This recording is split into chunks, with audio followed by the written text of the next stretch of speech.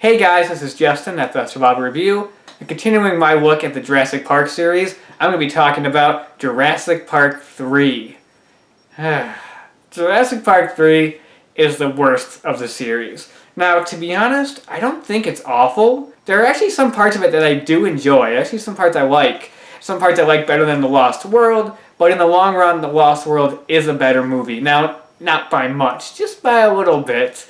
I say both movies are equally mediocre. It's just that The Lost World has a few more positives going for it. The action sequences are more memorable. There's more to the story. There's more substance to the film. And some of the effects are better in The Lost World. So, the plot of the film, basically, part of the plot is one of the best things of the movie. The movie is about Alan Grant, the main character from the first film, and that's awesome. I love his character, so it's so great to see him again. And basically, this couple are planning to fly over Site B of Jurassic Park, and they want him as a guide just to show that some of the dinosaurs and stuff like that. And after offering him a ton of money, he agrees. The only problem is the couple was lying, and this is really a rescue mission to rescue their son who crashed on that island earlier. So, what works in this movie?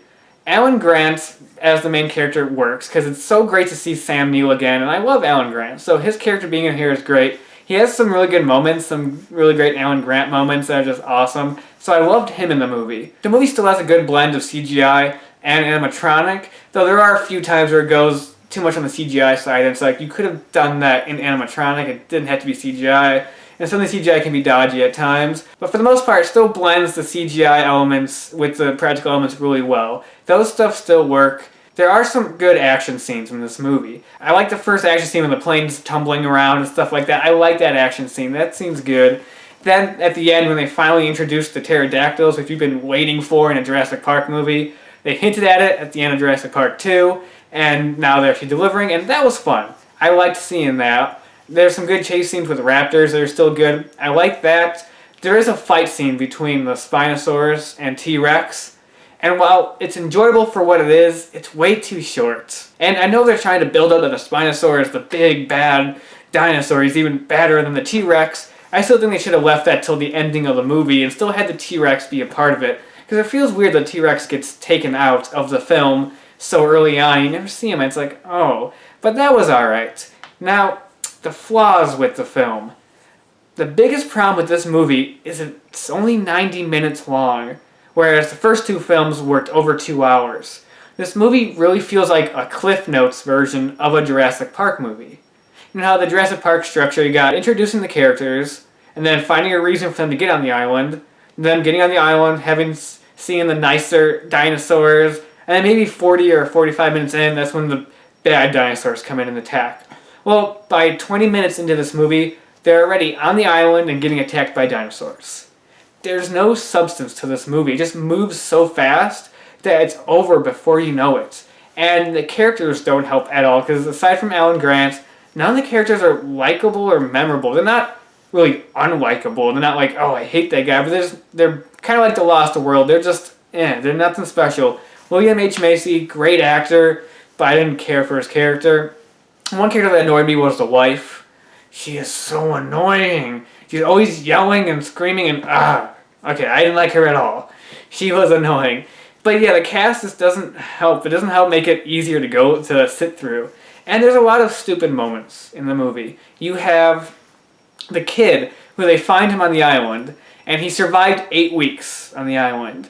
And it's like, how can you survive 8 weeks on a dinosaur island when a whole group of mercenary type of guys got run off the island within like a day or two in The Lost World? It doesn't make sense. I thought that was kind of a little far-fetched. And then there's a bunch of stupid moments. The moment where the raptor is hiding behind the glass jar, it looks like the raptor is inside the glass jar, but really it's hiding behind it. It's like, why would the raptor do that?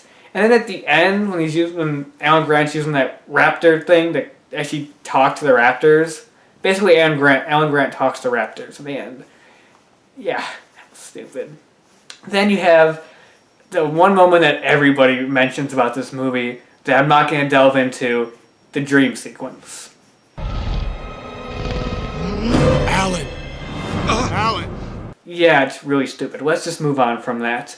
One of the things I don't like in this movie is how, at the beginning of the movie, when you first see Alan Grant, he's with Ellie Sadler, the main character, one of the main characters from the first film. And you find out that they're not together. When the first movie, clearly, it was meant for them to be together by the end. And it's like, why would you do that? Why would you break them apart? They worked so well together as characters. Why would you... Like, maybe they couldn't get the actress to be in the whole film, so that was their way to get out of it, but they shouldn't have done that. There's no need for that. And that brings me to the ending of the film, where the ending doesn't make a whole lot of sense. Somehow, Ellie Sadler can call the entire military. I don't know how she has the power to do that, but apparently she can. There's no explanation to it. There's not even... They could have threw in a one-line excuse and say that her husband works for the military or something. They could have just done that little thing, and it would have been at least more plausible than what we got. But the way we got in the movie, just all of a sudden the military appears, and it's like, so she called the military? I don't get it. And then the ending, they're flying off the island on the helicopter, and you see all these pterodactyls flying by and flying around them, and they're always like, oh, look at that. That's nice. They're flying off the island. Where are they going? This is not nice. That's not good. Well, you know where they're going to go. What if they're going to go attack other places? I don't get what's so good about that. That ending just didn't make sense. I felt like they just wanted one of those happy, awe-inspiring Jurassic Park endings, but didn't really know what to do. Basically, this movie is just a B dinosaur movie. Even though it has big special effects, big name actors in it, it's just a B movie. They knew it going in. That's what it feels like. That's kind of the problem with the movie, is that it feels like they knew it going in. The movie's only 90 minutes. It moves so fast that if you're not looking for much, it's actually quite enjoyable as a B movie. Like I said in the beginning of the review, I didn't hate it. I like Alan Grant. There's really fun action sequences in it that I enjoy.